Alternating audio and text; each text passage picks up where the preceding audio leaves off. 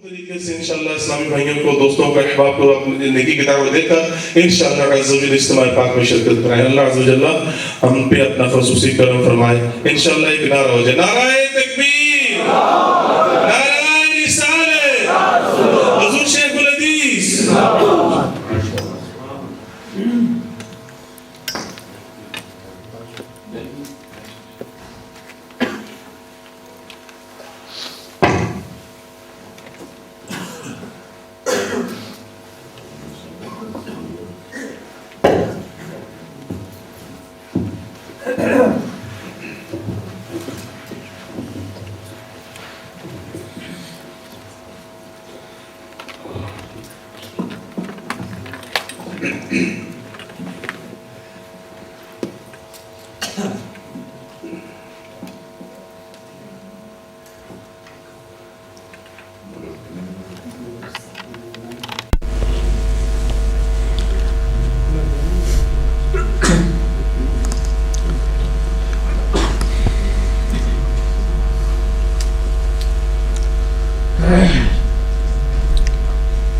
الحمد لله الذي أعلى منزلة المؤمنين بكريم خطابه سبحان الله ورفع درجة العالمين بمعاني كتابه سبحان الله وخص المستنبتين منهم بمزيد الإصابة وصوابه سبحان الله والصلاة والسلام على النبي وآله وأصحابه سبحان الله والسلام على أبي حنيفة وأحبابه سبحان الله أما بعد فأعوذ بالله من الشيطان الرجيم بسم الله الرحمن الرحيم هو الذي بعث في الأميين رسولا منهم يتلو عليهم آياته ويزكيهم ويعلمهم الكتاب والحكمة وإن كانوا من قبل لفي ضلال مبين وآخرين منهم لما يلحقوا بهم وهو العزيز الحكيم قال تبارك وتعالى إنما يخشى الله من عباده العلماء وقال تبارك وتعالى فاسألوا أهل الذكر إن كنتم لا تعلمون صدق الله ومولانا العظيم إن الله وملائكته يصلون على النبي يا أيها الذين آمنوا صلوا عليه وسلموا تسليما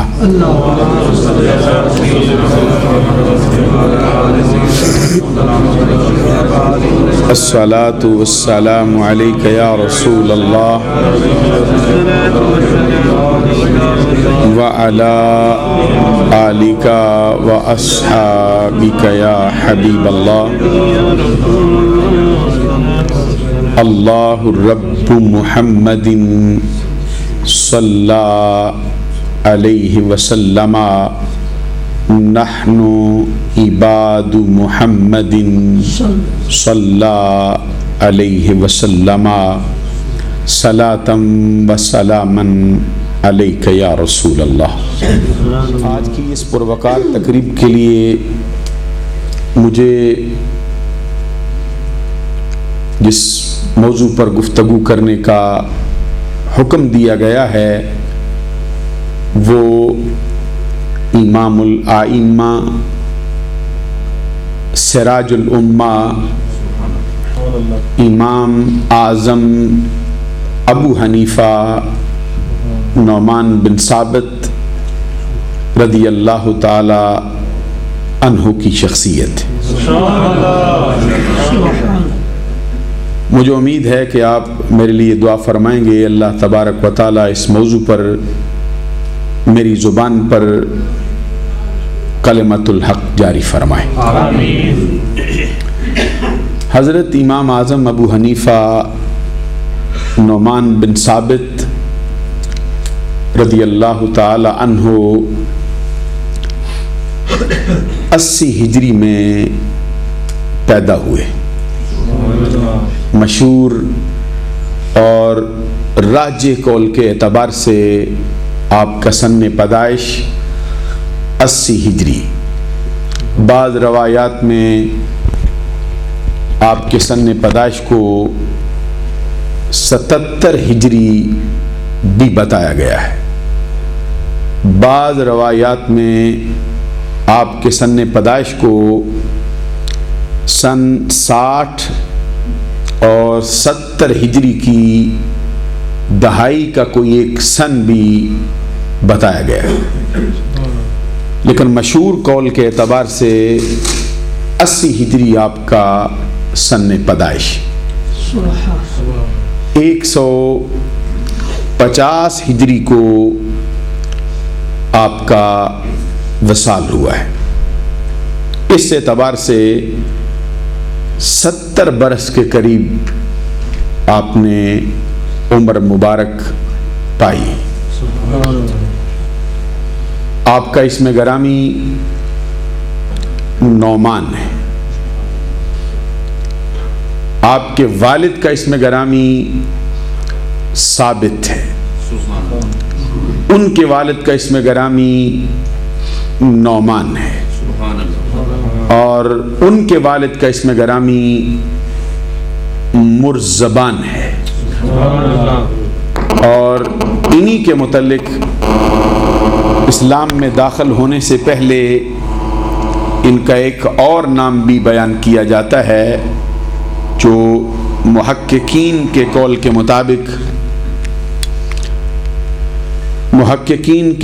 मुताबिक जूता है। बाज़ ने उसको जूती भी पढ़ा है और बाज़ ने उसका तलफ़्फ़ुज़ और प्रोनाउंसिएशन ज़ोता भी बयान किया है। हज़रत इमाम आज़म अबू हनीफ़ा नौमान बिन साबित फ़ारसी उन नस्ल है। आपकी कुनियत अबू हनीफ़ा है, जिसका मतलब है साहिबे मिल्लते हनफिया। कुरान मजीद में अल्लाह तबारक व तआला की तरफ से जद्दुल अंबिया हज़रत इब्राहीम अलैहिस्सलाम को हनीफ़ा कहकर मुखातब किया गया, जिसका माना करते हुए इमाम जलालुद्दीन सयूती रहमतुल्लाह अलैह ने अपनी शुहराए आफाक तफसीर में हनीफ़ा के तहत लिखा है, माइलन अनिल अदियान कुल्लिहा इलद्दीनिल क़य्यिम। हनीफ़ा उस हस्ती को कहा जाता है जो कायनात के तमाम दीनों से मुंह मोड़कर सीधे और सच्चे दीन की तरफ रग़बत फरमाने वाला। और इसी लफ्ज़ के तहत कलाम करते हुए हज़रत इमाम फ़खरुद्दीन राज़ी रहमतुल्लाह अलैह ने अपनी तफसीर कबीर में बयान किया है, अल माइलु इलल हक़्क़ अनिल बातिल। हनीफ़ा उसको कहा जाता है जो बातिल से मुंह मोड़कर हक की तरफ रग़बत फरमाने वाला। इस एतबार से इमाम आज़म अबू हनीफ़ा नौमान बिन साबित रदी अल्लाह ताला अन्हु ने अपनी कुनियत भी हनीफ़ा पसंद फरमाई। جس کا مطلب یہ ہے کہ جتنے جھوٹے راستے ہیں، جتنے باطل راستے ہیں، جتنے غیر شرعی نظریے ہیں، ان سے منہ موڑ کر سچے دین پر چلنے والا شخص حضرت امام اعظم ابو حنیفہ نعمان بن ثابت رضی اللہ تعالیٰ عنہ کے والد کے دادا، جن کا اسم گرامی مرزبان میں نے عرض کیا ہے، یہ وہ شخص ہیں جو سب سے پہلے صحابہ کرام کے عہد میں اسلام کی دولت سے مالا مال ہوئے۔ ان کے بیٹے کا اسم گرامی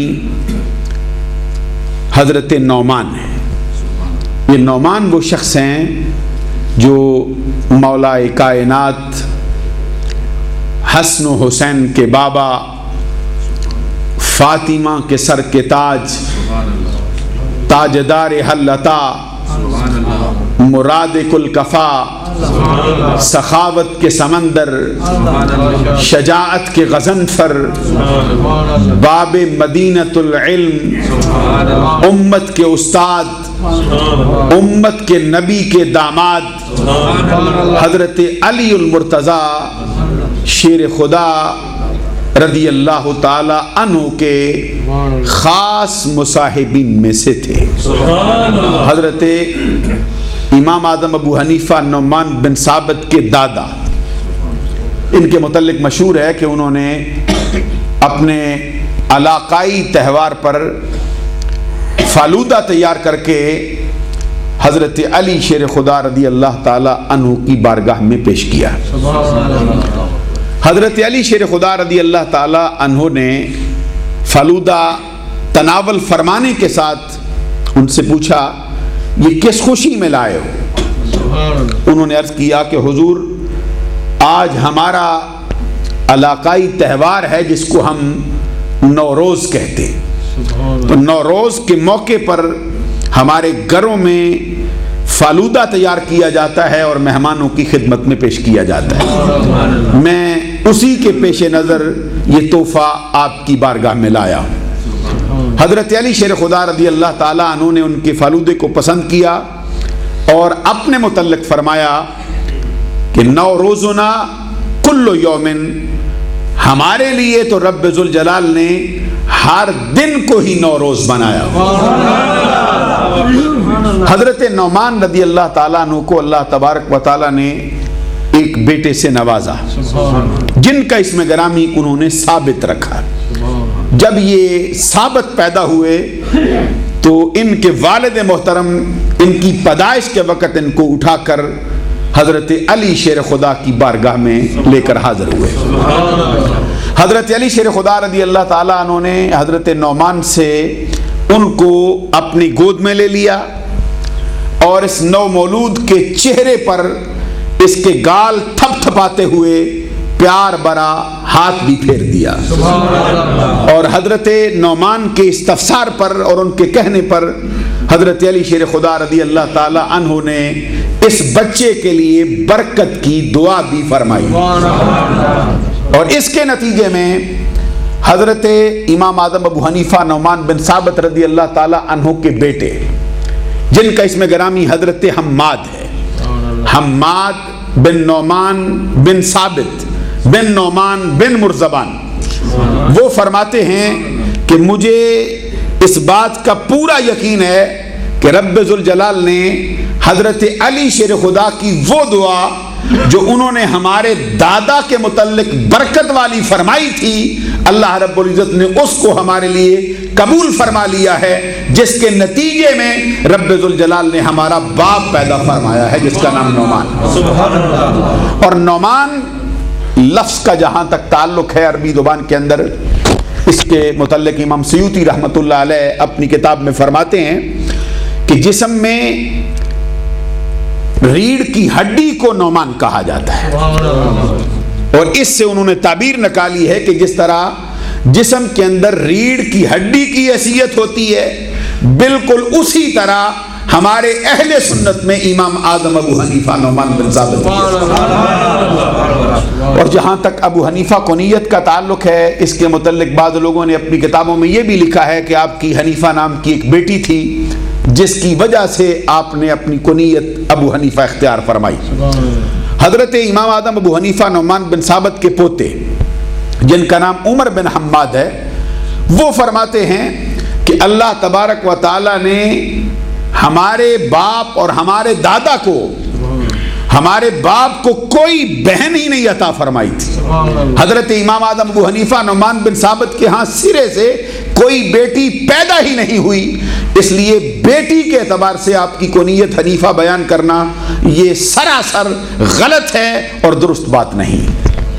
ایک قول کے اعتبار سے اہل عراق کی زبان کے اندر دوات کو بھی حنیفہ کہا جاتا ہے۔ امام اعظم ابو حنیفہ نعمان بن ثابت کی بارگاہ اقدس میں جب آپ حلقہ درس میں تشریف فرما ہوتے تو 400 کے قریب علماء ربانیین، بڑے بڑے فقہا مجتہدین آپ کی بارگاہ اقدس میں 400 علماء قلم دوات لے کر بیٹھا کرتے تھے اور آپ کے ملفوظات عالیہ کو کرتاس کے حوالے کیا کرتے تھے۔ چونکہ آپ کی بارگاہ میں دواتیں بہت رکھی جاتی تھی، اسی اعتبار سے، ایک قول کے اعتبار سے آپ کو ابو حنیفہ کہا جاتا ہے، یعنی دوات والا۔ یہ بھی ایک قرین قیاس کے طور پر اس بات کو تسلیم کیا جا سکتا ہے کہ حضرت امام اعظم ابو حنیفہ نعمان بن ثابت کی کنیت اس اعتبار سے بھی کچھ ابو حنیفہ کہلا سکتی۔ حضرت امام اعظم ابو حنیفہ نعمان بن ثابت رضی اللہ تعالی عنہ نے اپنی جوانی کے آغاز میں جس علم کی طرف رغبت کی ہے وہ علم الکلام ہے۔ فرماتے ہیں کہ زمانے کے ایک بہت بڑے امام، 15 سال کی میری عمر تھی، مجھ سے ان کی ملاقات ہوئی اور انہوں نے مجھ سے پوچھا کہ تو کدھر جا رہا ہے؟ امام اعظم ابو حنیفہ نعمان بن ثابت فرماتے ہیں کہ میں نے کہا میں بازار میں تجارت کا کاروبار کرتا ہوں، اسی سلسلے میں اپنے استاد کے پاس جا رہا ہوں۔ فرماتے انہوں نے فرمایا تو علم کے حلقے میں شامل نہیں ہوتا؟ امام اعظم ابو حنیفہ فرماتے میں نے عرض کیا کہ میں علم کی محفلوں میں بہت کم جاتا ہوں۔ انہوں نے فرمایا اپنا وقت ضائع نہ کر، میں تیری پیشانی کے اندر علم کا ایک چمکتا ہوا روشن منارہ دیکھ رہا ہوں۔ امام اعظم ابو حنیفہ نعمان بن ثابت کہتے ہیں کہ اسی دن میں نے اپنے تمام مشاغل کو ترک کر کے سامان تجارت کے ساتھ ساتھ جس فن کو اپنا مشغلہ بنایا وہ علم دین تھا، اور علم دین کے اندر سب سے پہلے میں جس علم کے اندر مشغول ہوا وہ علم الکلام ہے، جس کے اندر عقائد سے بات کی جاتی ہے، جس میں الہیات کے اعتبار سے بات کی جاتی ہے۔ فرماتے ہیں کہ عرصہ دراز تک میں علم الکلام کے اندر مشغول رہا، یہاں تک کہ سرزمین کوفہ کے اندر ایک شورا ہونے لگا، میری طرف انگلیاں اٹھنے لگی کہ یہ وہ شخص ہے جو مناظرے میں اپنا ثانی نہیں رکھتا، یہ وہ شخص ہے جو بڑے بڑے مقابلے میں اترنے والے بڑے بڑے دقت پسند لوگوں کو پلک جھپکنے سے پہلے پچھاڑ دیا کرتا ہے۔ فرماتے ہیں مجھے علم الکلام کا بڑا ماہر مانا جاتا تھا اور میری بڑی شہرت تھی۔ فرماتے ہیں ایک دن ایک عورت میرے درس کے اندر آئی اور اس نے مجھے طلاق کے متعلق ایک مسئلہ دریافت کیا، اور یا بعض کے قول کے مطابق ایام مخصوصہ کے بارے میں اس نے کوئی مسئلہ مجھ سے پوچھا۔ فرماتے ہیں اتفاق ایسا تھا کہ وہ طلاق پر مبنی مسئلہ مجھے نہیں آتا تھا، کیونکہ میں نے اپنی زندگی علم الکلام کے اندر باز کی تھی، میں ان مسئلوں کو اس قابل ہی نہیں سمجھتا تھا کہ ان پر بھی کچھ وقت صرف کیا جائے۔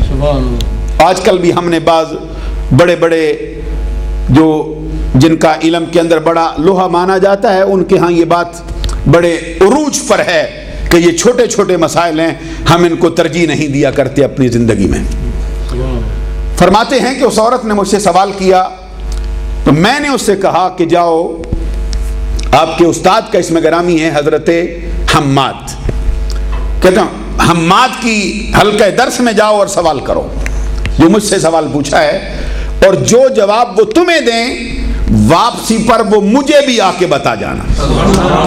हजरत इमाम आजम अबू हनीफा नुमान बिन साबित रदी अल्लाह ताला अन्हु फरमाते हैं कि वो गई, हजरत हम्माद ने उस सवाल का जवाब बताया। वापसी पर वो औरत जाते जाते मेरे मरकज पे ठहरी और मुझे भी वो उस सवाल का जवाब बता के चली गई। आप फरमाते हैं मैंने अपना माथा पकड़ लिया कि मैं अपनी जिंदगी किस शोबे में बर्बाद कर रहा हूं। मुझे तो मैदान फतवा के अंदर, मुझे तो मैदान फकाहत के अंदर इब्तदाई दर्जा भी हासिल नहीं। फरमाते उसी दिन मैंने इल्मुल कलाम को मुकम्मल तौर पे उसकी किताब को बंद कर दिया और उसी दिन जाके अपने उस्ताद मोहतरम हजरत हम्माद के हल्के दर्स में शामिल हो गया। फरमाते आगाज में जब मैंने उनके हल्के में बैठना चाहा तो मुझे कोने के अंदर जगह मिली। फरमाते हैं कि उनका तरीका ये था कि जो सबक, वो जो फतवे, जो मसाइल उनके ज़ेरे बहस आते, उनके शागिर्द और उनके जो तलामिज़ा थे उसको लिखते रहते। दूसरे दिन वो हर किसी से उसका इम्तहान लेते। जो सबक एक दिन पढ़ाया होता दूसरा उनसे सुनते। फरमाते हैं उनके अक्सर जो तलबा थे कुछ बातें उनको याद रह जाती, कुछ में गलतियां कर जाते, लेकिन मेरा मामूल ये था कि मैं बड़ी तवज्जो से उनके फतावे सुनता रहता, इंतहाई इन हमाक से उनकी गुफ्तगू की तरफ अपनी तवज्जो को लगाए रखता। फरमाते हैं कि दूसरे दिन जब वो मुझसे जो सवाल करते, अल्लाह की फजल करम से मेरी जुबान पर उसका जवाब जारी रहता। फरमाते चंद दिन भी ना गुजरे थे कि हजरत हम्माद ने कोने से उठाकर मुझे अपने करीब बैठा लिया और फरमाया आज के बाद तू वहां नहीं बैठेगा बल्कि मेरे हल्के दर्स में मेरे दाएं जाने बैठेगा। हजरत इमाम आजम अबू हनीफा नुमान बिन साबित रदी अल्लाह ताला अन्हु एक कौल के एतबार से पूरे 18 बरस अपने उस्ताद मोहतरम की बारगाह में बतौर शागिर्द बैठते रहे और एक कौल के मुताबिक हजरत इमाम आजम अबू हनीफा नुमान बिन साबित अपने उस्ताद की बारगाह में पूरे 24 साल तक बहसीयत शागिर्द बैठे रहे। हजरत इमाम आजम अबू हनीफा नुमान बिन साबित को ये शागिर्दी का और ये तलम्मुस का जो तसलसल हासिल है आका कौनैन की बारगाह तक पहुंचने के लिए, उनमें फकत 4 वास्ते आते हैं। आपके उस्ताद मोहतरम का इसमें गरामी हजरत हम्माद, उनके उस्ताद का इसमें गरामी ये हजरत हम्माद बिन अबी सुलेमान, इनके उस्ताद का इसमें गरामी हजरत इब्राहीम नखी। हजरत इब्राहीम नखी जिसके शागिर्द हैं उनका इसमें गरामी हजरत अलकमा है और हजरत अलकमा ने जिस हस्ती की शागिर्दी इख्तियार की है उनका इसमें गरामी साहिबुन नालैन वस्सिवाक वल गस्ल हजरत अब्दुल्ला इब्न मसूद रदी अल्लाह ताला अन्हु। और अब्दुल्ला इब्न मसूद वो शख्स है जो इस्लाम लाने में सहाबा कराम के यहाँ 6 नंबर पर जिसका मकाम आता है। हजरत उस्मान गनी रदी अल्लाह ताला अन्हु के बाद एक और हस्ती है और उसके बाद 6 नंबर पर जिस शख्स ने इस्लाम कबूल किया है वो हजरत अब्दुल्ला इब्न मसूद रदी अल्लाह ताला अन्हु की जात। हजरत अब्दुल्ला बिन मसूद रदी अल्लाह ताला अन्हु को सहाबा कराम के यहाँ जो अलकाब मिले थे उनमें साहिबुन नालैन, साहिबुस सवाक और साहिबुल गस्ल है कि हजरत अब्दुल्ला इब्न मसूद रदी अल्लाह ताला अन्हु नबी अकरम सल्लल्लाहु अलैहि वसल्लम के जोड़े उठाकर अपने सीने से लगाया करते थे और कभी अपने सर पे रखा करते थे। आज हर शख्स तसव्वुराती जिंदगी के अंदर ये शेर पढ़ता हुआ दिखाई देता है कि अगर सर पे रखने को मिल जाए नाले पाके हुजूर फिर कहेंगे कि हाँ ताजदार हम भी हैं। ये अब्दुल्ला इब्न मसूद वो शख्स है जिसको हकीकी मानों में आका कौनैन के जोड़े उठाकर अपने सीने से लगाने और अपने सर पे रखने का शरफ व एजाज़ हासिल होता है। और अब्दुल्ला इब्न मसूद को ये शरफ भी हासिल है कि आका कौनैन सल्लल्लाहु अलैहि वसल्लम अपना मिसवाक करने के बाद जिस हस्ती को थमाया करते थे वो अब्दुल्ला इब्न मसूद थे। और हजरत आयशा सिद्दीका रज़ी अल्लाह ताला अन्हा से पूछा गया कि आका कौनैन अपनी जिंदगी में सबसे ज्यादा कौन सा काम करते?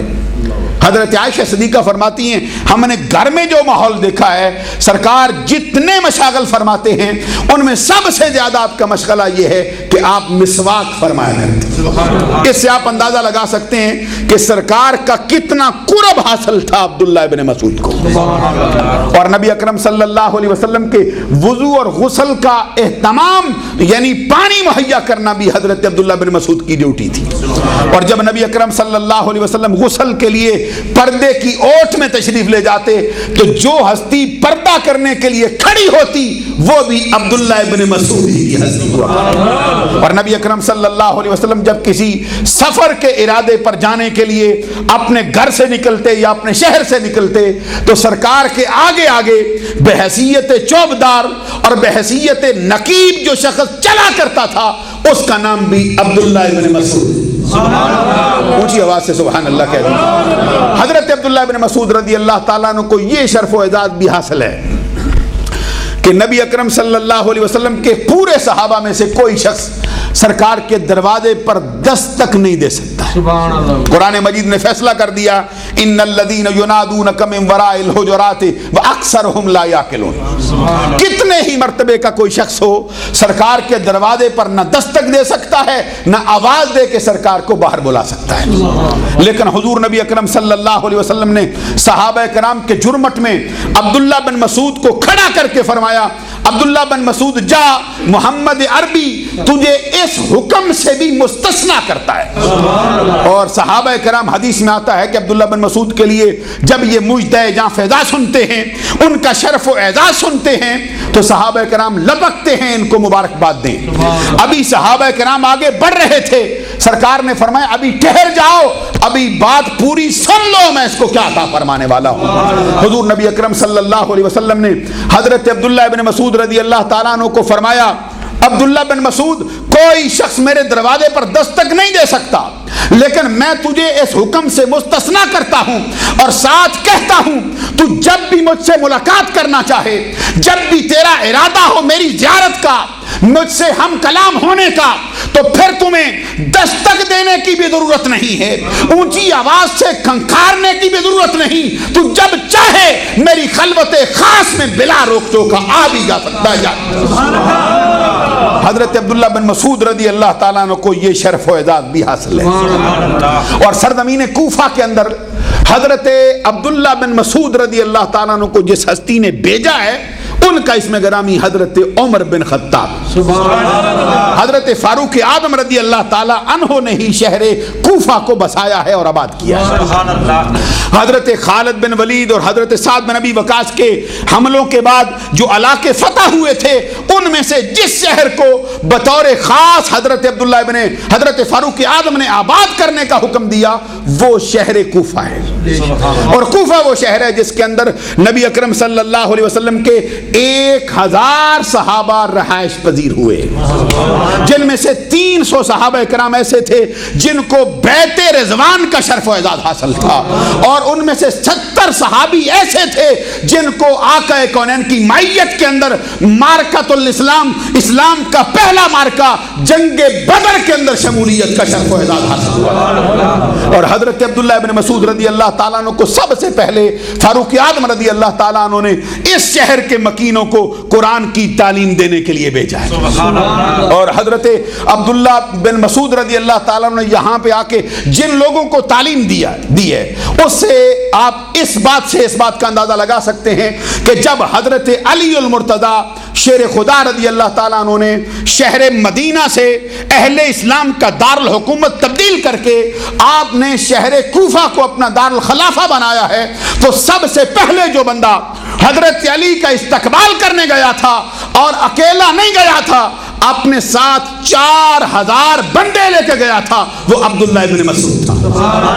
حضرت عبداللہ ابن مسعود رضی اللہ تعالیٰ عنہ کے اس استقبال پر حضرت علی شیر خدا رضی اللہ تعالیٰ عنہ کچھ برا فروختہ ہوئے اور فرمایا کہ تو اتنے بندے میرے استقبال کے لیے لے آیا ہے، میں اتنے بندے پسند نہیں کرتا، میں دنیا دار بندہ نہیں ہوں۔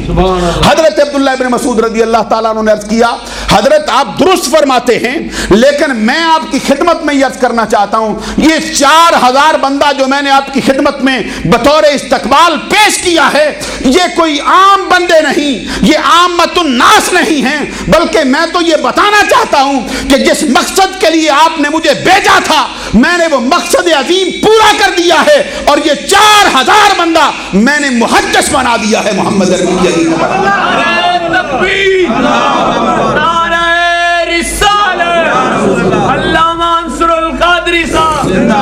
میں آپ کی خدمت عالیہ میں گزارش کروں گا کہ ذرا میرے ساتھ چلتے چلے آنا تاکہ میں آپ کو سرزمین کوفہ کی کہانی بھی کچھ سنا ڈالوں۔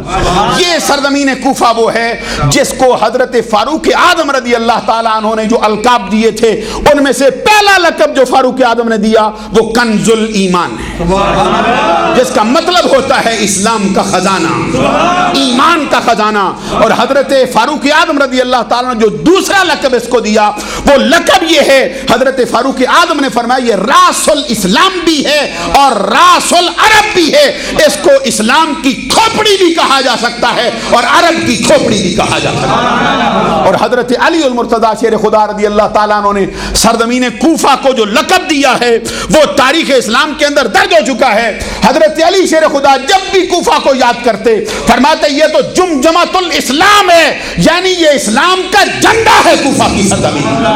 اور اسی کوفہ کے اندر حضرت سلیمان فارسی رضی اللہ تعالیٰ عنہ نے جب ان سے پوچھا گیا تو یہ کیا ہے، انہوں نے فرمایا کہ الکوفہ تو قبۃ الاسلام ہے، یہ کوفہ جو ہے یہ تو حقیقی معنوں میں اسلام کا گھر ہے، اسلام کا گھر ہے۔ یہ وہ سرزمین کوفہ ہے جس کے اندر حضرت عبداللہ بن مسعود رضی اللہ تعالیٰ عنہ نے اپنی مسند کو بچھایا تھا۔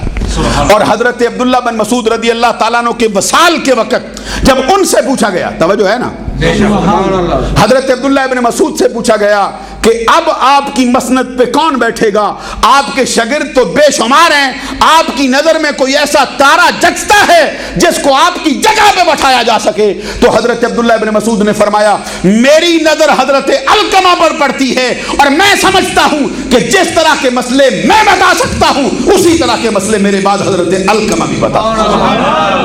اور حضرت علقمہ کے متعلق حضرت عبداللہ بن مسعود کا کہنا یہ تھا کہ علقمہ کا جو علم ہے وہ مجھ سے کسی صورت بھی کم نہیں۔ اور عبداللہ بن مسعود رضی اللہ تعالیٰ عنہ کے بارے میں ایک بات اور بھی عرض کر دوں کہ نبی اکرم صلی اللہ علیہ وسلم فرماتے تھے کہ جو شخص یہ چاہتا ہے کہ قرآن کو اسی طرح پڑھے جس طرح قرآن اترتا رہا ہے، قرآن کو اسی طرح پڑھے جس طرح قرآن نازل ہوتا رہا ہے، قرآن کو اسی طرح پڑھے جس طرح جبریل پڑھتا ہے، اس کو چاہیے عبداللہ بن مسعود کی شاگردی اختیار کرے۔ اور حدیث میں آتا ہے کہ ایک مرتبہ نبی اکرم صلی اللہ علیہ وسلم نے حضرت عبداللہ بن مسعود کو بلایا، عبداللہ بن مسعود کو بلا کے فرماتے ہیں مجھے قرآن سناؤ۔ کیا مرتبہ ہے اس ہستی کا جس کو سفارش خود صاحب قرآن کر رہا ہے، قرآن۔ حضرت عبداللہ بن مسعود کہتے ہیں میں نے عرض کیا سرکار آپ پہ تو قرآن اترا ہے، اب آپ کو کیا حاجت ہے کہ کوئی آپ کو قرآن سنائے؟ آپ تو جبرائیل امین آپ کے دروازے پر حاضر ہوتا رہا ہے۔ کہتے ہیں حضور نبی اکرم صلی اللہ علیہ وسلم نے فرمایا میرا دل چاہتا ہے عبداللہ بن مسعود تو قرآن پڑھتا رہے میں اس کو سنتا۔ حضرت عبداللہ بن مسعود رضی اللہ تعالیٰ عنہ فرماتے ہیں کہ میں قرآن کی سورہ نساء پڑھ رہا تھا، جب میں پڑھتے پڑھتے اس مقام پہ آیا فَكَيْفَ إِذَا جِئْنَا مِن كُلِّ أُمَّةٍ بِشَهِيدٍ وَجِئْنَا بِكَ عَلَى هَؤُلَاءِ شَهِيدًا۔ کہتے میں نے دیکھا آقا کونین کی آنکھوں سے آنسو چھم چھم گر رہے تھے، اور حضور نبی اکرم صلی اللہ علیہ وسلم زار و قطار روتے روتے میری طرف اشارہ کر کے فرماتے تھے عبداللہ بن مسعود بس کر، میں نے جو کچھ سننا تھا تیری زبان سے سن لیا۔ یہ حضرت عبداللہ بن مسعود کہتے ہیں کہ علقمہ جو میرا شاگرد ہے کسی اعتبار سے علم میں مجھ سے کم نہیں ہے۔ حضرت علقمہ نے آپ کی مسند کو سنبھالا، اور حضرت علقمہ کتنے برس تک آپ نے استاد کی مسند پہ بیٹھے رہے. جب ان کے وصال کا وقت آیا تو ان کے شاگردوں نے پوچھا حضرت آپ کے شاگرد تو بے شمار ہیں, اب کون سا بندہ ہے جس کو آپ کی مسند پہ بٹھایا جائے؟ تو حضرت علقمہ نے کہا میری نظر جس ہستی پہ پڑتی ہے وہ حضرت ابراہیم نخعی کی ذات ہے. پھر حضرت ابراہیم نخعی تقریباً 20 برس تک اس مسند پر بیٹھے رہے. جب ان کے وصال کا وقت آیا ان کے شاگردوں کی تعداد ہزاروں سے تجاوز کر گئی. ان سے پوچھا گیا اب کس کو بٹھائیں؟ انہوں نے سارے شاگردوں پر نگاہ ڈالی. بالآخر ان کا نظر انتخاب حضرت حماد بن ابی سلیمان کی ذات ٹھہری. وہ بھی کئی برس تک اس مسند پر بیٹھے رہے. 120 ہجری پر جب حضرت حماد بن ابی سلیمان کے وصال کا وقت آیا تو پھر پوچھا گیا اب اس مسند پہ بیٹھنے کا حق کون رکھتا ہے؟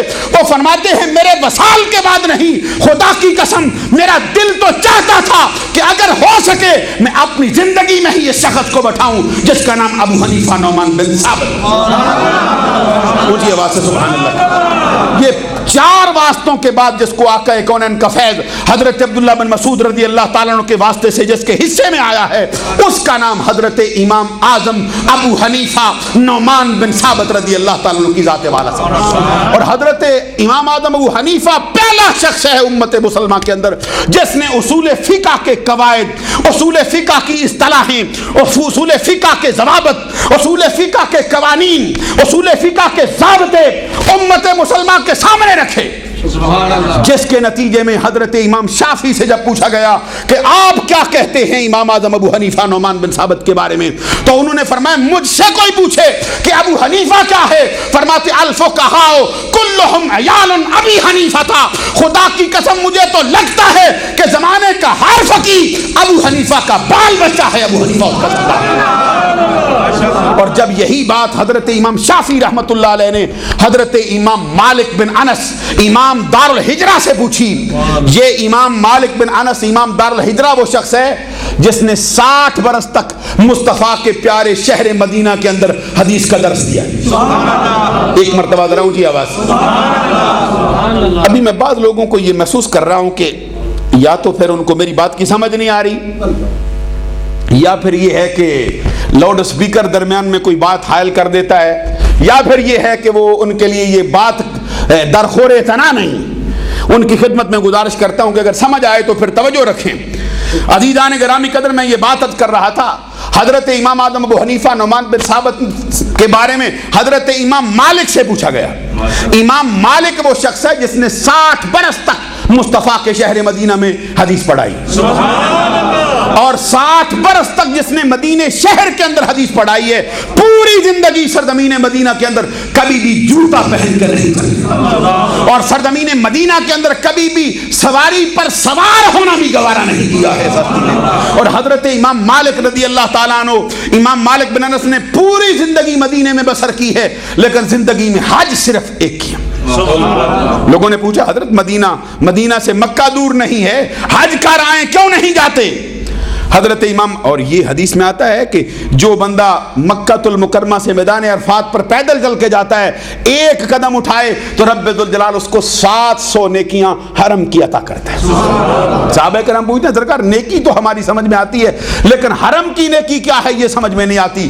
آقا کونین صلی اللہ علیہ وسلم نے فرمایا حرم کی نیکی ایک کا ثواب میرا رب 1,00,000 نیکیوں کے اعتبار سے عطا فرماتا ہے.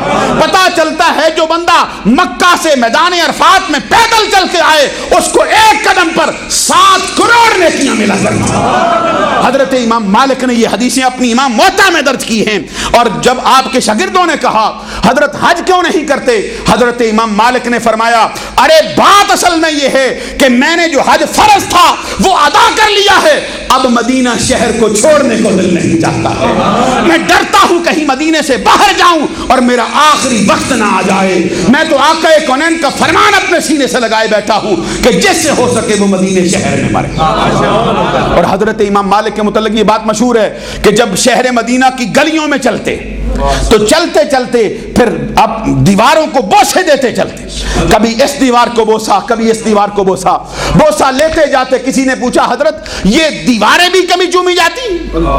دیواروں کو چومتے ہو اتنے بڑے قرآن اور حدیث کے عالم دین ہو کر؟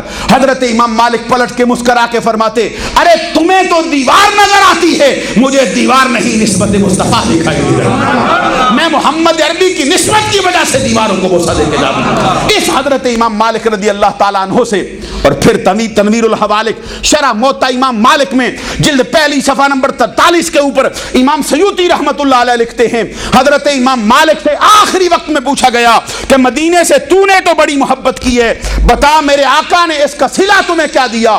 حضرت امام مالک رضی اللہ تعالیٰ عنہ نے بوقت وصال یہ فرمایا، فرماتے لوگوں کیا پوچھتے ہو؟ اللہ کی قسم واللہ ما بتو الا رأیت رسول اللہ صلی اللہ علیہ وسلم، اللہ کی قسم میرے اوپر آج تک ایک رات بھی ایسی نہیں گزری جس رات کو میری آنکھ لگی ہو آمنہ کے لال کا دیدار نصیب۔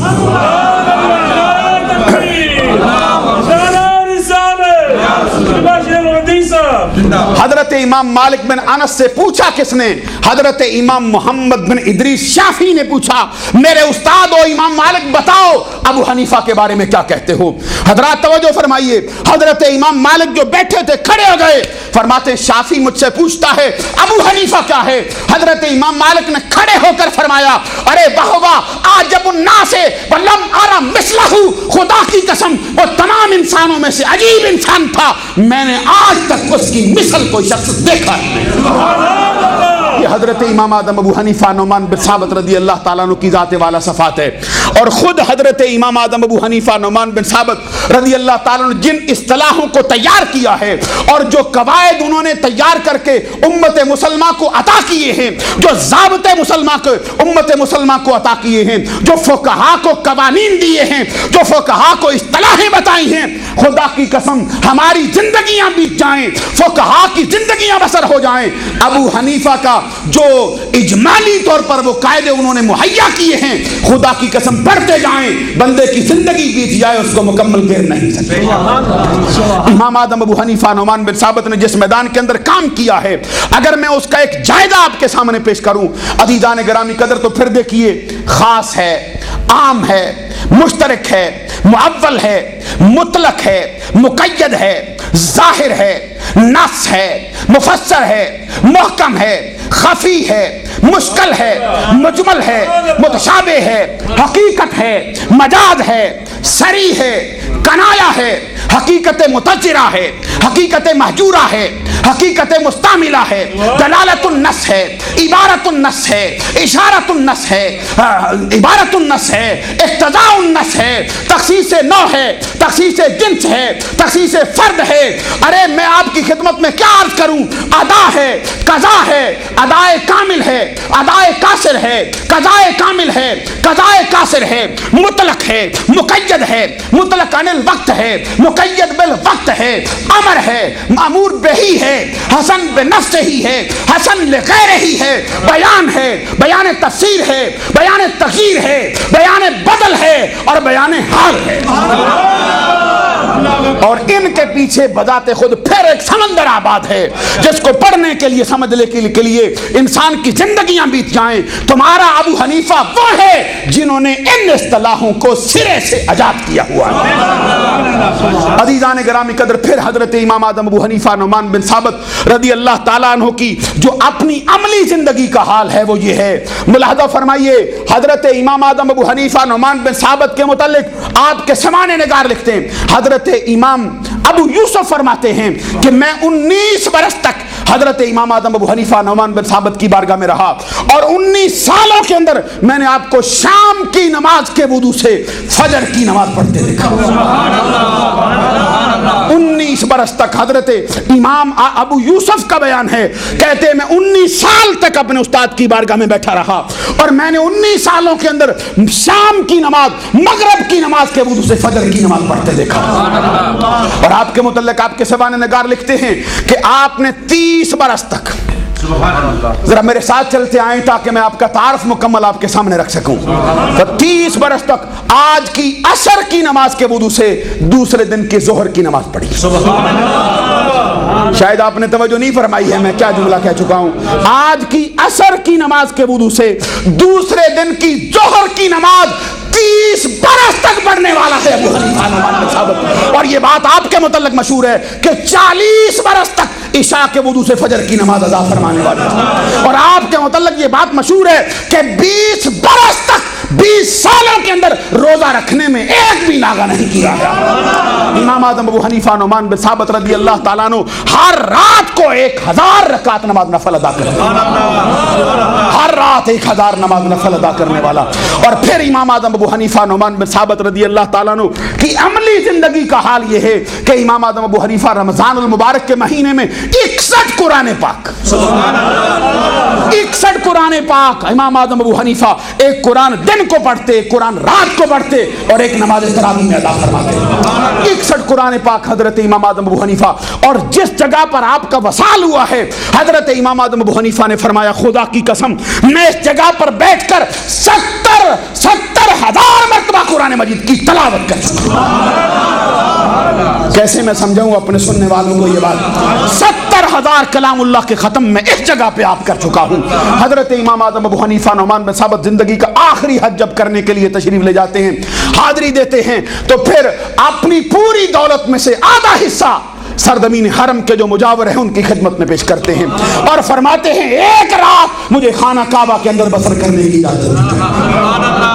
حضرت امام اعظم ابو حنیفہ نعمان بن ثابت رضی اللہ تعالیٰ عنہ وہ شخص ہیں جو اپنی زندگی کے آخری حج کے موقع پر سرزمین مکہ المکرمہ میں حاضر ہو کر سرزمین حرم میں جا کے بیت اللہ شریف کا دروازہ کھلوا کر حضرت امام اعظم ابو حنیفہ نعمان بن ثابت بیت اللہ کے اندر کھڑے ہوتے ہیں اور ایک ٹانگ اٹھا کر ایک ٹانگ پر کھڑے ہو کر پہلے 15 پارے تلاوت کرتے ہیں اور دوسری ٹانگ پہ کھڑے ہو کر دوسرے 15 پارے تلاوت کرتے ہیں. تکبیر، نعرہ رسالت، علماء اہل سنت. حضرت امام اعظم ابو حنیفہ نعمان بن ثابت رضی اللہ تعالیٰ عنہ کی جو خوشخبری ہے یہ آقا کونین صلی اللہ علیہ وسلم نے اپنی زبان اقدس سے بھی عطا فرمائی. سبحان اللہ. جی آواز. اور میں آپ کی خدمت میں عرض کروں یہ امام ابو جعفر طحاوی حضرت مولانا رجب علی تشریف فرما ہیں جو خصوصی طور پہ فن کے ساتھ تعلق رکھتے ہیں اور جو شخص بھی اسلامی علوم کے اندر مبتلا ہوتا ہے وہ امام طحاوی کی ذات کو جانے بغیر میں سمجھتا ہوں کہ پائے تکمیل تک اپنا علم نہیں پہنچا سکتا. امام طحاوی سے جب پوچھا گیا کہ تو کیا کہتا ہے امام اعظم ابو حنیفہ کے بارے میں، حضرت امام طحاوی بول اٹھے کہتے انا ابا حنیفہ النعمان بن ثابت فرماتے اعظم معجزات من اللہ بعد القرآن، رب کے قرآن کے بعد رب کا جو سب سے بڑا معجزہ ہے وہ ابو حنیفہ کی ذات ہے جو اللہ فرماتا. یہ ابو حنیفہ کے بارے میں امام جعفر طحاوی کہتے ہیں کہ رب ذوالجلال کے قرآن کے بعد محمد عربی کے صحابہ کے بعد جو سب سے بڑا معجزہ ہے رب کا وہ محمد عربی کا وہ ابو حنیفہ کی ذات کرام ہے. اور حدیث میں آتا ہے یہ حدیث جو میں ابھی آپ کو سنانے لگا ہوں یہ صحیح مسلم جلد دوم صفحہ نمبر 302 پر حضرت امام اساکر الملت والدین امام ابو الحسین مسلم بن حجاج بن مسلم قشیری نیشابوری شافعی سنی. سبحان اللہ. مجھے آواز سے ذرا سبحان اللہ. وقت نے مجھے اس بات کی اجازت نہیں دی ہے میں ابھی تو ان کا تعارف ان کا خاکہ پیش کر رہا ہوں. نہ میں نے ان کے مجاہدات آپ کے سامنے رکھے ہیں نہ میں نے ان کا علمی مقام آپ کے سامنے ابھی رکھا ہے. سبحان اللہ. عزیزان گرامی قدر جو بات میں عرض کر رہا تھا حضرت ابو ہریرہ رضی اللہ تعالیٰ عنہ کی روایت سے امام مسلم نقل کرتے ہیں. اس سے پہلے کہ میں یہ حدیث عرض کروں میں ضروری سمجھتا ہوں کہ آج کل کے زمانے کے اندر حضرت امام اعظم ابو حنیفہ پر جو الزام لگتا ہے کہ آپ کو حدیث نہیں آتی تھی، بعض خارجیوں نے اپنی کتابوں میں لکھا ہے کہ صرف 17 حدیثیں آتی تھیں آپ کو. یہ بہت بڑی ناانصافی بہت بڑا ظلم ہے. حضرت امام اعظم ابو حنیفہ نعمان بن ثابت کو کتنی حدیثیں آتی تھی؟ میں اس کا جائزہ پیش کروں آپ کی بارگاہ میں. سبحان اللہ بھی کہیے نا. حضرت امام اعظم ابو حنیفہ یہ روئے زمین پر جو درجہ محدثین میں امام بخاری کو ہے وہ کسی کو نہیں. امام بخاری کو لقب ملا امیر المومنین فی الحدیث، ناصر الملت والدین. یہ امام بخاری کا لقب ہے. امام بخاری بذات خود آپ 194 ہجری میں پیدا ہوا ہے. 194 ہجری میں پیدا ہوا ہے. حضرت امام اعظم ابو حنیفہ کے متعلق 3 سنیں پیدائش میں بتا چکا ہوں، اور ہمارے حنفیوں کا کہنا یہ ہے کہ 80 ہجری کا قول بھی تعصب کی بنا پر لوگوں نے رکھا ہے، وگرنہ امام اعظم ابو حنیفہ آپ کہتے ہیں کہ میں 93 ہجری کے اندر اپنے باپ کی معیت میں خانہ کعبہ کا حج کرنے گیا تھا، اور اس وقت میری عمر 16 برس کی تھی. کہتے ہیں میں 16 برس کا بندہ تھا، 16 برس کا نوجوان تھا جب میں سن 93 ہجری میں خانہ کعبہ کا حج کرنے گیا. کہتے ہیں وہاں پہ میں نے حضرت عبداللہ بن حارث کو جو صحابی رسول تھے ان کو میں نے خانہ کعبے کی دیوار کے ساتھ ٹیک لگائے دیکھا ہے، اور ٹیک لگا کر وہ کچھ بیان کر رہے تھے. کہتے ہیں لوگوں کا مجمع تھا، لوگوں کی بھیڑ تھی، چاروں طرف سے ٹوٹی پڑ رہی تھی. کہتے ہیں میں نے پوچھا اپنے والد سے کہ یہ کون ہے یہ بوڑھا بابا سفید داڑھی والا؟ کیا منظر ہوگا جب عبداللہ بن حارث بیٹھے ہوں گے. فرماتے میں نے دیکھا وہ کیا، میں نے اپنے باپ سے پوچھا یہ کیا کرتا ہے، لوگ کیا لیتے ہیں اس سے، کیا تقسیم کرتا ہے؟ کہتے ہیں میرے والد نے کہا کہ یہ کوئی دنیا کی چیز نہیں تقسیم کرتا، یہ نبی اکرم کی حدیث بیان کرتا ہے. حضرت امام اعظم ابو حنیفہ نعمان بن ثابت فرماتے ہیں میرے والد حضرت ثابت کا قد بڑا لمبا تھا، اور عام لوگوں کی نسبت ان کے ہاتھ بھی بڑے بڑے لمبے، بازو بھی بڑے بڑے لمبے تھے. کہتے ہیں میں 16 سال کا عمر نوجوان بندہ تھا، لیکن میں اس مجمع کی بھیڑ کو چیر نہیں سکتا تھا. میں نے اپنے والد سے کہا کبھی ہو جائے نا میں بھی اس کے قریب جاؤں اور میں قریب جا کے سنوں کہ یہ بابا کیا کہتا ہے، یہ بندہ صحابی رسول کیا کہتا ہے. حضرت نعمان بن ثابت امام اعظم ابو حنیفہ فرماتے ہیں میرے والد نے اپنے بازوں پر مجھے اٹھایا اس طرح. کہتے اپنے وہ اپنی زوردار طاقت کے ساتھ پکڑ کے اس مجمع کو چیر کے مجھے اس بابے کے قدموں میں رکھ دیا. کہتے ہیں میں اس وقت ان کی بارگاہ میں حاضر تھا، تو جو حدیث وہ سنا رہے تھے میں نے صحابی رسول سے یہ حدیث اس وقت سنی تھی. وہ فرماتے تھے سمعت رسول اللہ صلی اللہ علیہ وسلم من بنا للہ مسجدا بنا اللہ لہ بیتا فی الجنہ. جو اللہ کا گھر بناتا ہے اللہ تبارک و تعالیٰ اس کا گھر جنت کے اندر بنا دیا ہے. یہ کہتے ہیں میں نے اس صحابی سے حدیث سنی. میں جو بات عرض کرنے لگا تھا آپ کی خدمت عالیہ میں، حضرت امام بخاری اور خود امام شافعی 150 ہجری میں پیدا ہوئے. امام اعظم ابو حنیفہ کی تاریخ وصال 150 ہجری، اور امام شافعی جو ہے وہ کہتے ہیں کہ مجھے اگر حضرت امام محمد کی شاگردی نہ ملتی، امام محمد کی یہ شاگردی مجھے نہ ملتی، میں اس مقام پر نہ پہنچ سکتا. احمد بن حنبل جو ہیں وہ ابو یوسف کے شاگرد ہیں، 10 لاکھ حدیثوں کے حافظ ہیں. 10 لاکھ حدیثوں کا حافظ ہے امام احمد بن حنبل. سبحان اللہ کہنا بھی گوارا نہیں کیا. واسکو ڈے گاما کی بات سنا دیتا، نیوٹن کے کلیے رکھ دیتا، مینڈل کا قانون تمہارے سامنے رکھتا، مسئلہ فیثاغورس رکھتا، لوگ جھوم جاتے. میں محمد عربی کے اس پروانے کی بات کر رہا ہوں جس نے 10 لاکھ حدیثیں یاد کی ہیں. احمد بن حنبل 10 لاکھ حدیثوں کا حافظ کہتا ہے میں نے جو شاگردی کی ہے ابو یوسف سے کی ہے اس سے سنا. اور ابو یوسف امام اعظم ابو حنیفہ کا شاگرد ہے جو کہتا ہے میں 19 برس حضرت کی بات کرتا ہوں. عزیزان گرامی قدر، دلچسپی کے لیے باتیں بہت سی آ سکتی ہیں جن سے آپ خوش ہو سکتے ہیں، لیکن میں ایک علمی نکتہ بھی آپ کے سامنے پیش کرنا چاہتا ہوں جو فن حدیث کے ماہر لوگ جو ہیں ان کے لیے یقیناً آب ذر سے لکھنے کے ساتھ تعلق رکھتا ہے. حضرت امام بخاری کا جب سورہ طلوع ہوا ہے نا محدثین کی صف میں، بڑے بڑے محدثین ستاروں کی طرح چھپ گئے. پھر امام بخاری راج کرتا رہا ہے اور اس وقت سے لے کر آج تک راج کرتا رہا ہے. امام بخاری رحمت اللہ علیہ سے پوچھا گیا کہ آپ کی بخاری جو صحیح ہے، جامع ہے، مسند ہے، مختصر ہے، یہ نام رکھا امام بخاری نے الجامع الصحیح المختصر المسند من رسول اللہ صلی اللہ علیہ وسلم. امام بخاری رحمت اللہ علیہ سے پوچھا گیا کہ آپ کی کتاب بڑی ہے لیکن کوئی ایسی حدیثیں بھی تو بتاؤ نا جس پہ تمہیں ناز ہو. امام بخاری رحمت اللہ علیہ کی اپنی اصطلاح ہے یہ، ذاتی طور پہ ٹرمینالوجی آف امام بخاری ہے. وہ فرماتے ہیں کہ میری حدیث کی کتاب تو بھری پڑی ہے، زمانہ دیکھ سکتا ہے، 30 پاروں پر مشتمل ہے، لیکن جن حدیثوں پہ مجھے ناز ہے نا وہ حدیثیں وہ ہیں جن کو میں ثلاثی حدیثیں کہتا ہوں. ثلاثیات بخاری کے نام سے یاد کی جاتی ہیں. وہ ثلاثیات اس کو کہتے ہیں جس میں راوی سے لے کر آقا کونین کی بارگاہ تک پہنچنے میں صرف 3 واسطے پائے جاتے ہیں. امام بخاری سے پوچھا کہ ان کی تعداد کتنی ہے؟ کہتے ہیں 22 تعداد ہے. یہ صحیح بخاری کے اندر پڑھنے والے جانتے ہیں. امام بخاری کی عادت ہے کہ ایک حدیث کو پھر بار بار لے آتے ہیں. توجہ ہے نا؟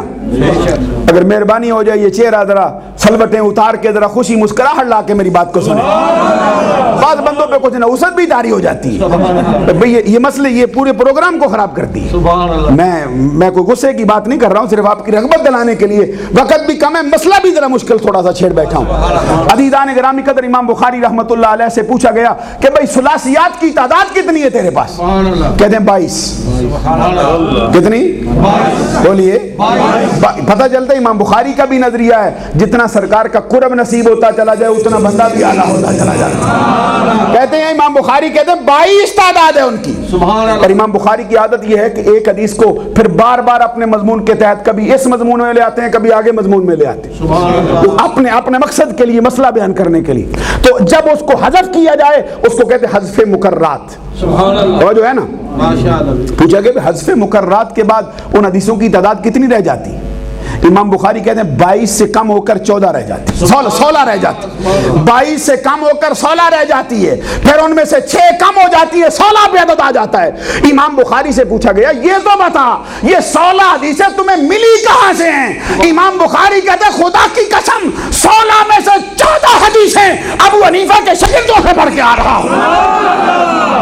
جن حدیثوں پہ بخاری ناز کرتا ہے وہ تو ابو حنیفہ کے شاگرد دیتے ہیں. اور آؤ میں بتاؤں کہ بخاری کے پاس تو 22 ثلاثیات ہیں, اور صحاح ستہ کے اندر سب سے زیادہ امام بخاری رحمۃ اللہ علیہ کے پاس ثلاثیات ہیں. سنن دارمی کے پاس 15 ہے. توجہ نہیں رہی ہے میری بات. مسئلہ ذرا نازک چھیڑ بیٹھا ہوں, بڑی مہربانی ہوگی اگر توجہ ہو میری بات کی طرف. امام بخاری کے پاس صحاح ستہ کے اندر سب سے زیادہ ثلاثیات ہیں, ان کی تعداد 22 ہے. امام دارمی کے پاس ان کی تعداد 15 ہے. ابن ماجہ کے پاس اس کی تعداد 5 ہے. ابو داود کے پاس 1 ہے. امام ترمذی کے پاس 3 ہے. ارے کسی کے پاس 10, کسی کے پاس 15, کسی کے پاس 16, کسی کے پاس 22. آؤ ابو حنیفہ سے پوچھو, آپ بتاؤ تمہارے پاس کتنی ہے؟ امام اعظم ابو حنیفہ نعمان بن ثابت فرماتے مجھ سے کیا پوچھتا ہے, میری حدیث کا چھوٹا سا مجموعہ بازار کے اندر دستیاب ہے. مسند امام اعظم 450 کے قریب اس میں حدیثیں ہیں. فرماتے اس کو پڑھ کے دیکھ تجھے پتا چل جائے ثلاثیات کتنی ہیں. پڑھنے کے بعد پتا چلا جو ان آنکھوں سے یہ بندہ پڑھ کے آ رہا ہے وہ ثلاثیات کی تعداد پھر 10 نہیں, 20 نہیں, 30 نہیں, 50 نہیں, 60 نہیں, 100 نہیں, 150 نہیں, 200 نہیں, 250 نہیں, 300 نہیں, 350 ثلاثیات ابو حنیفہ پیدا ہوئے.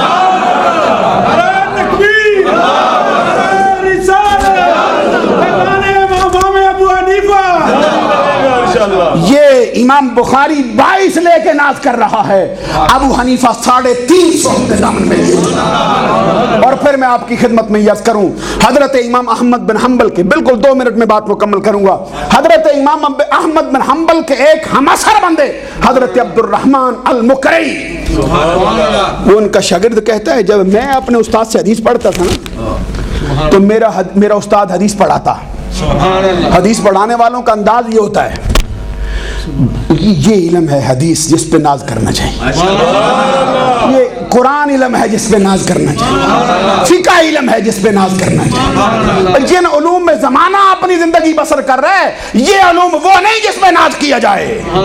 عزیزان گرامی قدر میں جو بات عرض کر رہا تھا آپ کی خدمت عالیہ میں وہ یہ ہے, حضرت عبد الرحمن کہتے ہیں جس استاد سے میں حدیث پڑھتا تھا نا میرا استاد حدیث پڑھاتے پڑھاتے ہر کسی کا نام لیتا تھا, اور یہ قاعدہ ہوتا ہے حدثنا فلان ابن فلان, اخبرنا فلان ابن فلان, انبانا فلان ابن فلان, سمیت فلان فلان, یہ اس طرح حدیث پڑھائی جاتی. کہتے ہیں ایک بندہ پتہ نہیں کون تھا, میرا استاد جب حدیث پڑھاتا اس کا نام آتا نا میرا استاد اپنی گردن جھکا لیتا اور اس پہ خشیت طاری ہو جاتی, آنکھوں سے آنسوؤں کی لڑیاں جاری ہو جاتی, رونے لگتا میرا استاد. تو پھر کہتا حدثنا شہنشاہ, کہتے کہتے ہیں نہ نام لیتا، نہ کنیت بتاتا، نہ مرتبہ بتاتا. کہتے ہیں میں نے استاد سے کہا حضرت یہ اگر نام نہیں لیتے ہو تو مرتبہ ہی بتا دو. محدثین کے 5 درجے ہیں. پہلا درجہ طالب کا ہے، دوسرا درجہ شیخ الحدیث اور محدث کا ہے، تیسرا درجہ حافظ الحدیث کا ہے، چوتھا درجہ حجت الحدیث کا ہے، 5واں اور آخری درجہ حاکم حدیث کا ہے. طالب اس کو کہتے ہیں جو حدیث پڑھنے لگ جائے. جیسے آج کل کے ہمارے زمانے کے لوگ ہیں حدیث پڑھنے میں مشغول ہو تو طالب ہوتے ہیں. تو جو بندہ شیخ الحدیث ہے اس کو کہتے ہیں جو پڑھنے کے ساتھ پڑھانے لگ جاتا ہے. جو پڑھانے لگ جائے وہ شیخ الحدیث ہوتا ہے، محدث ہوتا ہے. اس کے بعد تیسرا درجہ 1,00,000 حدیث ہیں. جو اپنے آپ کو حافظ الحدیث کہے اس کے لیے کتنی حدیثیں ہیں؟ اس کے لیے کرائٹیریا کیا ہے؟ صرف 1,00,000 حدیثیں نہیں، 1,00,000 حدیثیں سند کے اعتبار سے، متن کے اعتبار سے، اسماء الرجال کے اعتبار سے، راویوں کی زندگی کے اعتبار سے، ان کی پیدائش اور ان کے وصال کے اعتبار سے، ان کے حافظے کمزور اور کبھی ہونے کے اعتبار سے، ان کی زندگی پر وارد ہونے والے اعتراضات کے جوابات کے رد کے اعتبار سے. جس کو 1,00,000 حدیثیں یاد ہوں وہ حافظ الحدیث کہلاتا ہے.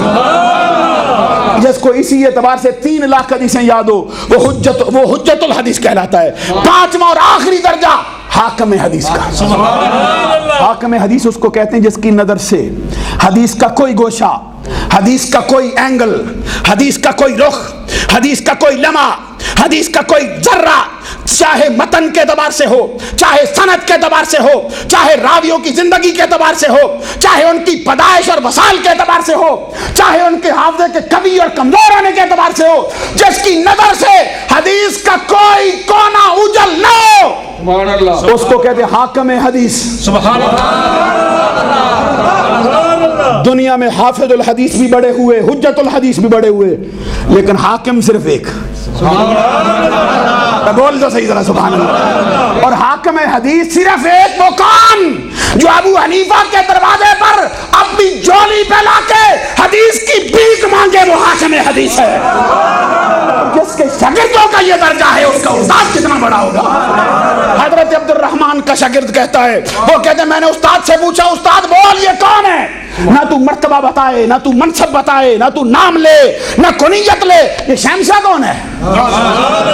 حضرت عبد الرحمن کہتے ہیں ارے مجھ سے کیا پوچھتا ہے، جس استاد سے میں پڑھتا تھا جب میرا استاد پڑھاتا تھا نا وہ بھی ایسا ہی کرتا تھا. کہتے میرا استاد پڑھاتے وقت جب اس کا نام آتا رونے لگ جاتا، گردن اس کی جھک جاتی، آنکھوں سے آنسوؤں کی لڑیاں جاری ہوتی. میں نے پوچھا استاد یہ کون ہے؟ میرا استاد کہتا حدثنا شہنشاہ. کہتے میں نے استاد سے پوچھا بولو کون ہے؟ میرے استاد نے کہا تمہیں بتاؤں کیا یہ کون ہے؟ کہتے یہ حجت سے بھی بڑا ہے، حاکم سے بھی بڑا ہے، حافظ سے بھی بڑا ہے. کہتے میرے استاد نے کہا قسم خدا کی یہ محدثین کے درجے چھوٹے ہیں، یہ بڑا ہے اس لیے شہنشاہ کہتا ہوں، اور یہ ابو حنیفہ ہے. ابو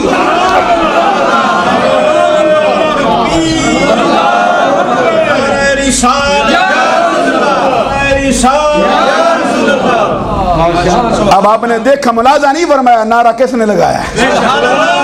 حضرت مولانا رجب علی صاحب نعرہ لگا رہے ہیں. پتہ چلتا ہے کہ بات بھی امام اعظم ابو حنیفہ کی اسی زاویے کے اعتبار سے کہ عالم ربانی نعرہ لگائے تو بات اور ہوا کرتی ہے.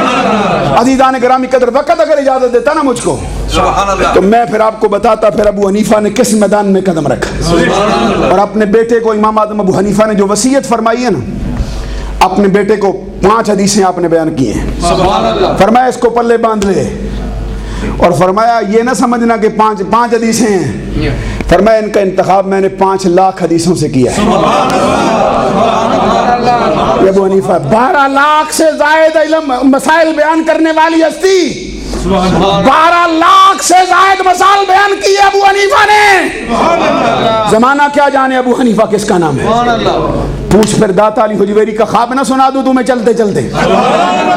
داتا علی حجویری کشف المعجوب میں فرماتے میں حضرت بلال حبشی رضی اللہ تعالیٰ عنہ عاشق رسول مؤذن رسول کی قبر پہ میں بیٹھا ہوا تھا. پتہ چلتے 1000 سال پہلے بھی لوگ قبروں کی زیارت کے لیے جاتے تھے. 1000 سال پہلے گزرا داتا گنج بخش علی حجویری. فرماتے میں حضرت بلال کی قبر پہ لیٹا ہوا تھا، میری آنکھ لگ گئی. فرماتے میں نے خواب دیکھا، اور خواب کے اندر میں نے سرکار کا شہر مکہ دیکھا. اپنے آپ کو سرزمین حرم میں دیکھتا ہوں. کہتے ہیں دیکھتا کیا ہوں؟ میرے سامنے باب بنی شیبہ ہے. مولانا ہو کیا ہیں پوچھ لو ان سے. کہتے باب بنی شیبہ ہے. کہتے ہیں دیکھا میں نے سرکار باب بنی شیبہ سے باہر نکل رہے. چشمے تصور میں منظر تو لائیے ذرا. کہتے ہیں باب بنی شیبہ سے سرکار گزرے, صحابہ کرام کا جرمٹے ساتھ ساتھ. کیا منظر ہوگا جب ابو بکر بھی ساتھ ہوگا, عمر بن خطاب بھی ساتھ. کہتے ہیں سرکار گزر رہے ہیں اور سرکار نے ایک سفید ریش بزرگ کو, سفید داڑھی والے بزرگ کو اس طرح اپنی گود میں اٹھا رکھا, جس طرح بچوں کو اٹھا کے چلتے. فرماتے ہیں میں نے بڑا تعجب کیا کہ یہ بڑا خوش نصیب ہے جو سرکار کے سینے سے لٹکا ہوا ہے, جو سرکار کی گود میں ہے. کہتے ہیں بڑا تعجب میں کر رہا تھا یہ کون ہے. کہتے ہیں جیسے ہی سرکار میرے سامنے آئے نا, میں نے زبان سے کچھ کہا نہیں, سرکار میرے دل میں جو بات تھی اس سے آگاہ ہو گئے. پتہ چلتا ہے داتا علی حجویری کا بھی نظریہ ہے کہ بات سینے میں ہو مصطفیٰ جان لیتے ہیں. کہتے ہیں سرکار دو جہاں بول پڑے, گل قدس کی پتیوں کو حرکت ہو گئی, رحمتوں کے پھول برسائے ہیں میرے آقا, دل کا کشور فتح کر لینے والی آواز میں مسکرا کے فرماتے ہیں علی حجویری تعجب کیوں کرتا ہے, یہ کوئی بیگانہ تو نہیں, یہ تیرا امام ہے ابو حنیفہ جس کو اٹھا کے لے گئے. کہتے تیرا امام ہے جس کو سینے سے لگا کے لے کے آ رہا ہوں. داتا علی حجویری فرماتے خواب میں نے دیکھا ہے, تعبیر بھی اس بھی میں ہی بیان کر سکتا ہوں اور کوئی نہیں کر سکتا. فرماتے آؤ تعبیر بتاؤں. پوچھا گیا کیا تعبیر ہے. فرماتے ہیں تعبیر یہ ہے کہ ابو حنیفہ اگر خود چل کے آتا نا اپنے قدموں میں, باقی وہ صفت ہوتا. کہتے ہیں اب خود نہیں چل کے آ رہا, سرکار لے کے آ رہے ہیں. اس کا مطلب یہ ہے ابو حنیفہ یہ فانی ہو چکا ہے اپنی صفتوں کے اعتبار سے, اب اس کو جو بقا ملا ہے وہ سرکار کے وسیلے سے مل رہا ہے. کہتے ابو حنیفہ اگر ماشاء اللہ فرماتے داتا گنج بخش علی حجویری فرماتے اگر خود چل کے آتا نا تو اجتہاد کے اندر مسئلہ غلط ہو سکتا تھا, خطا ہونا ممکن تھی. کہتے ہیں اب ابو حنیفہ اپنے آپ میں تو ختم ہو گیا, یہ فنا فی الرسول ہو گیا. اب اس کو جو بقا ہے وہ محمد عربی کی ذات سے ہے, اب اس کے کسی مسئلے میں خطا ہو ہی نہیں سکتا. ابو حنیفہ ہے جو درست لے کے آ رہا ہے. اللہ تبارک و تعالی عمل کی توفیق عطا فرمائے. یہ بیان تو بڑا لمبا ہے امام اعظم ابو حنیفہ کی ذات والا صفات. میں نے اپنے جمعۃ المبارک کے خطبے میں آج کل مضمون یہ چھیڑا ہوا ہے, اگر کوئی حضرت تشریف لانا چاہیں تو جمعے میں آئیں انشاءاللہ العزیز. میں اسی موضوع پر بیان کر رہا ہوں کہ فقہ حنفی کیا ہے, ابو حنیفہ کیا ہے. اللہ تبارک و تعالی عمل کی توفیق عطا فرمائے. دوران گفتگو کو غلطی ہو گئی ہو معافی کا طلبگار ہوں. وآخر دعوانا الحمدللہ رب العالمین. سبحان اللہ.